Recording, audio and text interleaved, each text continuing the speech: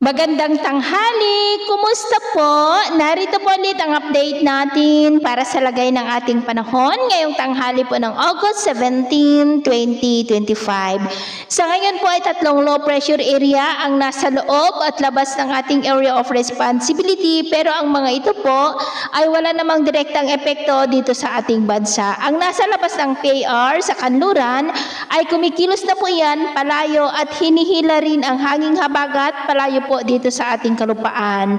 Ang nasa loob naman ng Philippine Area of Responsibility ay kumikilos po pataas, palayo, at bukas ng gabi posible po na nakalabas na sa Philippine Area of Responsibility at bumaba po ang tsansa nito na maging bagyo habang nasa loob po ng PAR. Ang pangatlo naman na nasa malayong silangan ay kung titingnan po natin dito sa long range forecast, posibleng ito ang namamataan, nakikilos pakanluran, palapit dito sa ating bansa at posible rin napapasok sa Philippine Area of Responsibility at posibleng maging bagyo, at kung matutuloy yan ay tatawagin po sa local name na Bagyong Juaning, kaya atin pong babantayan ang development po nito. At sa lagay ng ating panahon, ngayong tanghali ay maayos naman ang panahon sa malaking bahagi ng ating bansa maliban lamang sa mga tsansa ng maulap na kalangitan na may mga pulupulong pag-ulan sa ilang bahagi ng Mountain Province, Benguet, ilang bahagi ng Central Luzon,